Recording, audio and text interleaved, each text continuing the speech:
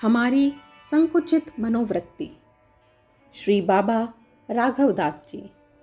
भारतीय समाज के और खासकर हिंद समाज की ओर देखा जाए तो यह स्पष्ट दिखाई देगा कि हमारे समाज में धर्म की चर्चा भिन्न भिन्न ढंग से होने पर भी हम धार्मिक नहीं बन रहे हैं।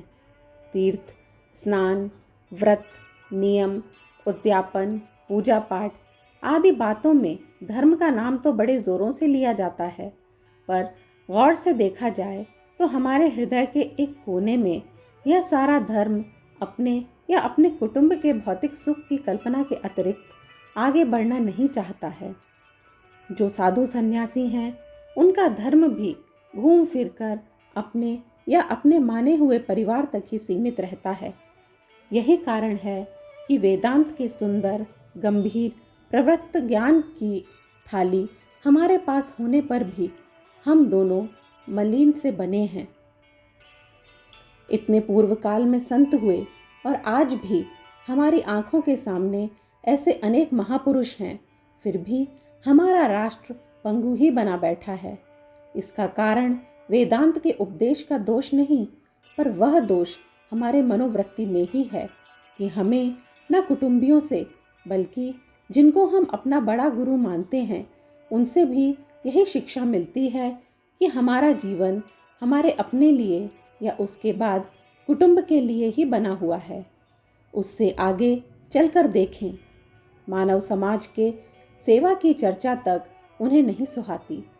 खासकर हमारे धार्मिक अगुआ, बड़े आचार्य, संत, महंत सार्वजनिक सेवा तथा देश सेवा के काम में बाधा उपस्थित करने में अपना गौरव समझते हैं, अपना बड़प्पन मानते हैं, और हम भी अंधे की तरह उनके पीछे पीछे चलने में अपना भला समझते हैं। वे हमारे बड़े हमारे धर्म के नाम पर हमें कैसी उद्दंडता सिखाते हैं और फिर वे ही हमें या हमारे युवकों को नास्तिक कहकर उलाहना देते हैं। ये दोनों दृश्य दयनीय हैं। मैंने पहले पहले प्रयागराज में इन बड़े बड़े साधु सन्यासी, उदासी, गदियों के मालिकों की उद्दंडता देखी।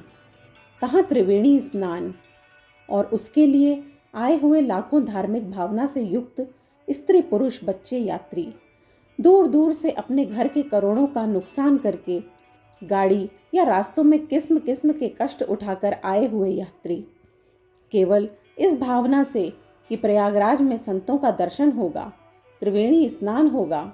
और कहाँ वे हमारे ये संत महंत जो त्रिवेणी स्नान करने के लिए भी हाथी, घोड़ों या सोने चांदी की पालकियों में बैठकर जा रहे हैं। क्या उनका यह वैभव त्रिवेणी जी को दिखाना ज़रूरी है? क्या वे अपने स्थानों तक ही उसको सीमित नहीं रख सकते हैं? आखिर उनके इस वैभव प्रदर्शन की मंशा क्या है? क्या वे भोली भाली जनता को अपना वैभव ही दिखलाकर मोड़ना चाहते हैं? क्या दूसरे प्रभाव डालने वाले साधन, त्याग, तपस्या, भगवत भाव के ज्ञान की चर्चा, विद्या आदि उनके पास नहीं रहती? दूसरी बात, क्या यह वे नहीं अनुभव करते हैं कि चाहे वे थोड़ी देर के लिए इसे अपना धर्म समझें, पर उसका अंतिम परिणाम क्या यह होना संभव नहीं है कि देश के करोड़ों भुक्कड़ और नंग, जिनको दिन भर काम करने पर भी पेट भर अन्न और तन भर कपड़ा नहीं मिलता है, उनसे ईर्ष्या करने लग जाएं? आज हम यह देखते हैं कि आज हमारे युवक समाज में यहाँ क्रांति का प्रचार करने में श्री रामकृष्ण परमहंस तथा भी स्वामी रामतीर्थ जैसे त्यागी सन्यासियों ने जहाँ काम किया है, वहाँ इन हाथी घोड़े वाले महंतों ने युवकों के हृदय में ईर्ष्या ही पैदा नहीं की, बल्कि नास्तिकता का भी बड़े जोरों से प्रवाह प्रत्यक्ष रूप से किया है। हमारा राष्ट्र ध्येय से च्युत करने वाला राष्ट्रीय पाप भी। इस प्रदर्शन से हम एक बात देखते हैं कि हमारा मौजूदा धर्म अपने में ही किस प्रकार समाया हुआ है। हमारा अखाड़ा, हमारी गद्दी, हमारा पंथ, बस इसी में ही हमारा अभिमान, बड़प्पन रह गया है। कहाँ हमारे लिए वसुधैव कुटुंब का पाठ पढ़ाने वाले संत, साधु, सन्यासी, और कहाँ ये सांसारिक कुटुंब को छोड़कर उसके स्थान पर दूसरा पारमार्थिक कहे जाने वाले कुटुंब की स्थापना करने वाले ये साधु सन्यासी उदासी, इस शिक्षा का स्वाभाविक परिणाम हमारे समाज पर पड़ा हुआ है।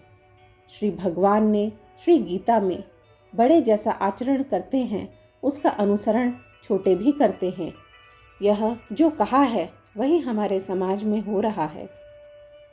यह है वेदांत का प्रचार करने वालों की तरफ से वेदांत का परिहास, उसकी घोर से घोर अप्रत्यक्ष रूप से निंदा। जिनके सुपुर्द यह थाती की गई थी वे ही उसको बुरी तरह से लुटवा कर हिंदू समाज का ही सब खजाना खाली करवा रहे हैं। इसको देखकर कौन न तड़प उठेगा। आज संसार में चारों ओर जो अशांति का उत्पीड़न, अभाव, अज्ञान एवं दारिद्र्य के कारण करोड़ों स्त्री पुरुष उत्पन्न हो रहे हैं और हमारे ब्रह्म को ही सत्य और जगत को मिथ्या मानने वाले या चारों ओर राम ही देखने वाले साधु सन्यासी उदासी चुपचाप बैठ रहे हैं, इस राक्षसी कृत्य के विरुद्ध ये आवाज़ उठाने के लिए भी तत्पर न हो, इससे बढ़कर वसुधैव कुटुंबकम के सिद्धांत का अपमान और क्या होगा। क्या ये करोड़ों नर नारी वसुधा के अंतर्गत नहीं हैं, उसके बाहर हैं? फिर इतनी उदासीनता क्यों? क्या समय बीतने पर ही हमारा यह सर्वव्यापी धर्म हमारे काम आएगा? बात असल में यह है कि हमारे इन आचार्यों का, महंतों का वेदांत या सत्संग अपने कुटुंब तक ही सीमित रह गया है। उसके लिए शरीर में लकवा हो गया है। इस कारण उस पर बार बार आघात होने पर भी उस पर कुछ असर नहीं होता है। वह अंग सुन्न हो गया है। गृहस्थी में जो कुटुंब के भाव हमारे मन में थे वे ही भाव साधु सन्यासी उदासी होने पर भी हमारे अंदर भरे पड़े हैं। उसको छोड़ने में हम समर्थ नहीं हुए हैं। और उसका कारण क्या है?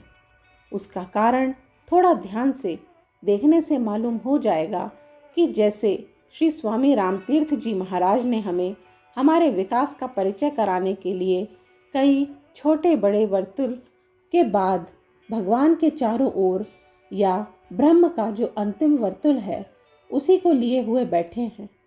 बीच के वर्तुलों को हमने सर्वथा छोड़ दिया है।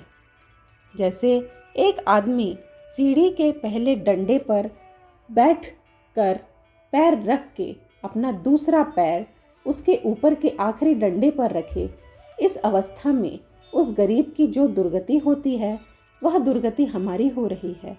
हमारा पड़ोसी, हमारा देश, हमारी मानव जाति, ये सब सीढ़ियों के डंडे उन्नति के लिए बेकार ही हो जाते हैं। क्या हमारे वेदांती धर्म का अध्ययन अध्यापन करने वाले महात्मा, पंडित तथा साधु सन्यासी उदासी इस वेदांत के इस अंश पर भी ध्यान देने की कृपा करेंगे?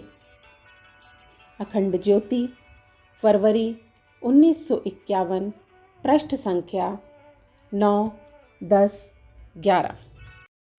हमारे YouTube चैनल विचार क्रांति दूत अखंड ज्योति पत्रिका को सब्सक्राइब करें एवं अगली वीडियोस प्राप्त करने के लिए बेल आइकन दबाएं। धन्यवाद।